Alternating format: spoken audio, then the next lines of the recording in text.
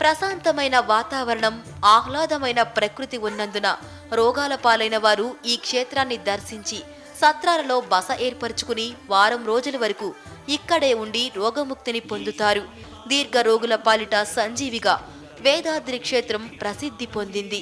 ఇక్కడి స్వామి యోగానంద లక్ష్మీ నరసింహస్వామి భక్తుల పాలిట కల్పవృక్షం.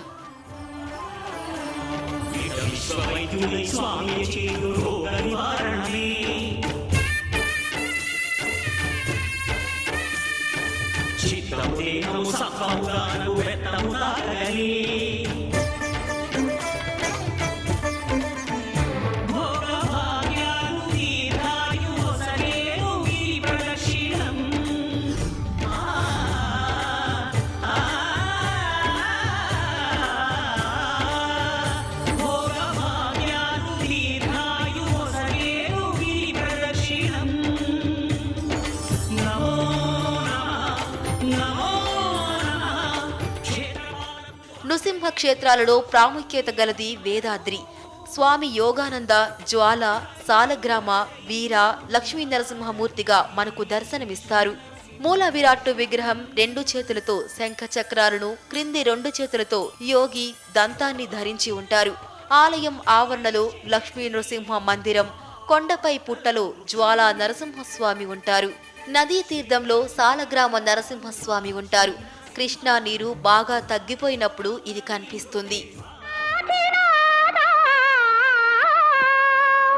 మత్స్యావతారుండవై సోమకుంద్రుంచి వేదాళి రక్షించి దేవాసురుల్ క్షీరవారాన్నిధిన్ రచ్చగా ఘోర కూర్మావతారుండవై మందరం పెట్టి శ్రీమోహిని వేషముంబోని పీయూష దానంబు గావించి వారాహ రూపంబునన్ భంగపాటందు భూదేవి రక్షించి ఈనాడు నీ తత్వముల్ నమ్మగాలేని అజ్ఞానికి సత్యదీపంబు చూపించి మోహంబు వారించి నీ విష్ణు భావంబు రూపించి నీ దాసకోటిన్ కటాక్షింపగా ఈ విచిత్రాకృతింబు నివేంచేసినావా పరంధామా వైకుంఠధామా వైకుంఠధామా.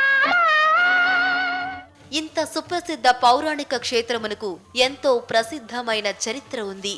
ఈ ఆలయమునకు ప్రాకారాలను సుమారు 800 నుండి 900 సంవత్సరముల ముందు కాలంలో రెడ్డి రాజులచే నిర్మింపబడెను.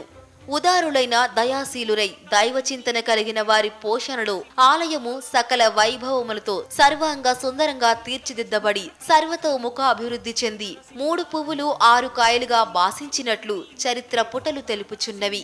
చల్లని గాలి, తీయని కృష్ణ నీరు, నిశ్శబ్ద వాతావరణం, రమ్యమైన ప్రకృతి ఈ క్షేత్ర ప్రత్యేకతలు.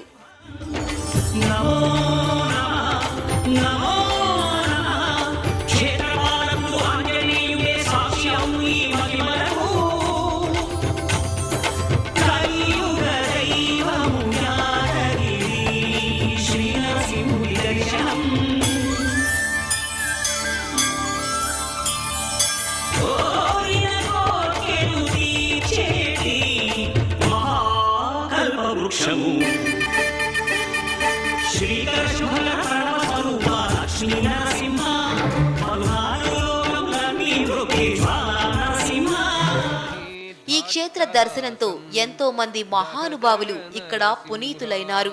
నృసింహ పురాణం వ్రాసిన ఎర్రాప్రగడ వేదాద్రికి వచ్చి స్వామి దర్శనం చేసుకున్నాడట. ఇక్కడ 3 రోజులు ఉండి స్వామివారికి ఒక దండకం కూడా వ్రాసి సమర్పించారట. శ్రీనాథుడు తన కాశీఖండంలో వేదాద్రి లక్ష్మీ నరసింహస్వామిని బహుళముగా ప్రశంసించాడు. శ్రీకృష్ణ లీలా తరంగిణి తరంగాలు రచించిన శ్రీ నారాయణ తీర్థుల వారు వేదాద్రిని సందర్శించారని, ఇక్కడే సన్యాసాశ్రమం స్వీకరించారని, స్వామి సన్నిధిలో తరంగాలను రచించి స్వామికి వినిపించారని తెలుస్తుంది.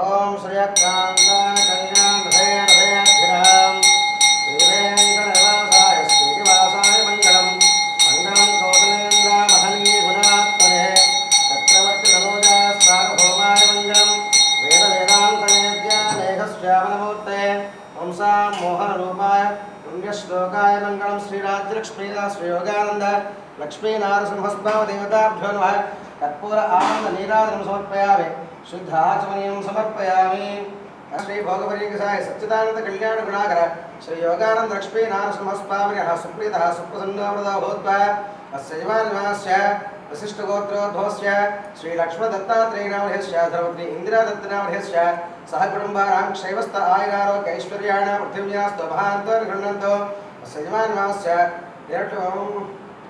अस्मद्गोत्रोद्भवस्य श्री विनोदकुमारनामधेयस्य धर्मपत्नी समयस्य सह कुटुम्बानां क्षेमस्थ आयुरारोग्य ऐश्वर्याणां पृथिव्यास्तु महान्तर्गृह्णन्तु आचन्द्रार्क वंशप्रमोष्टकाम्यादपसिद्धिरस्तु परतः परमात्मा परमागते परं ब्रह्म परं योगं परमात्मानं मन्ये अजरं यो ब्रह्मण्णं वा हे वर्तगणानां प्रथमः सप्तधानां मूर्धहोतां वैरल्ला తీర్థుల వారి పూర్వాశ్రమంలో లోతుగా ఉన్న కృష్ణను దాటుతూ మునిగిపోయారని అప్పుడు కనిపించని ఒక మనిషి మాట వారిని ఆదేశించి సన్యాసం తీసుకో కృష్ణానది దారి ఇస్తుంది అని వినిపించడంతో నదిలోనే వారు మానసిక సన్యాసం స్వీకరించారు. అకస్మాత్తుగా ఆయనలో కవితాధార పొంగి కృష్ణమ్మ వరద తగ్గిపోతుంది. ఆ భక్తి పారవస్యంతోనే వేదాద్రి శిఖర నరసింహమా కలయామి అని స్తుతించి తరువాత సన్యాస దీక్ష తీసుకుని స్వామి సేవలోనే ధన్యత చెందారని అంటారు.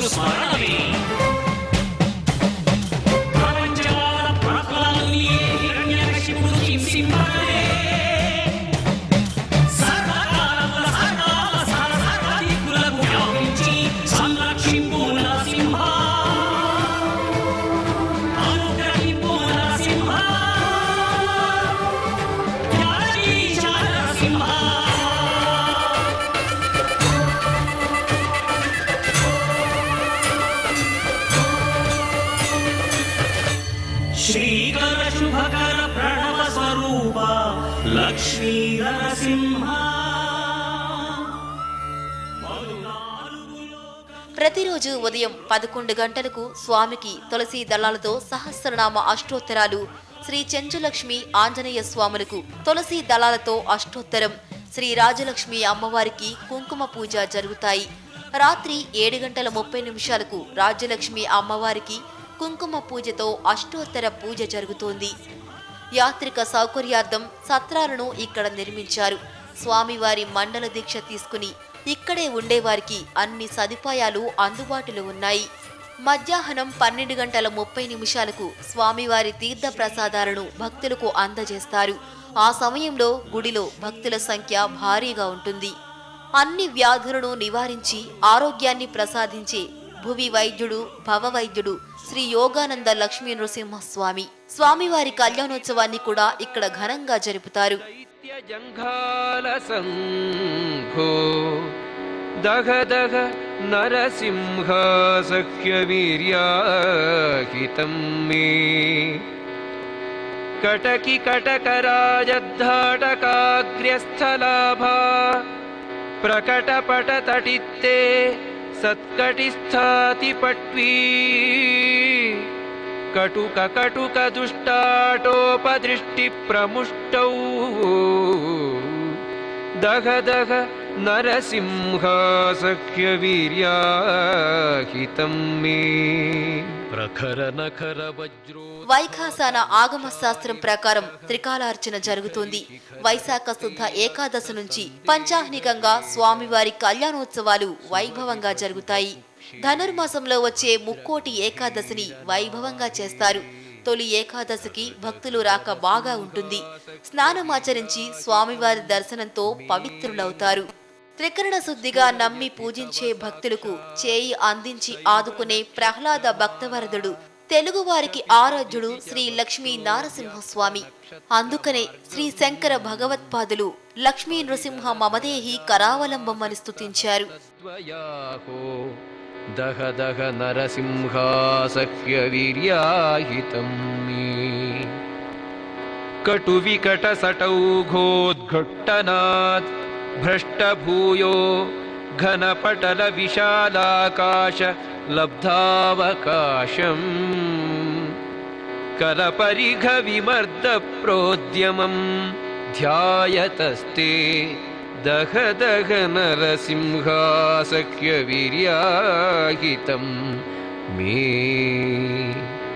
హఠలుఠదలఘిష్టోత్కంఠదష్టోష్ఠ విద్యుత్ సటశట నారసింహ నమో భక్తపాల నమో నారసింహ నమో భక్తపాల విధాతానులే వెరగు చెందు నీ ఉగ్రరూపము ఉపశమింపుమా విధాతానులే వెరగు చెందు నీ ఉగ్రరూపము ఉపశమింపుమా త్రిలోకాలకు ప్రియంబైనని ప్రసన్నాకృతి ప్రసాదింపుమా నమో నారసింహ నమో భక్తపాల నమో నారసింహ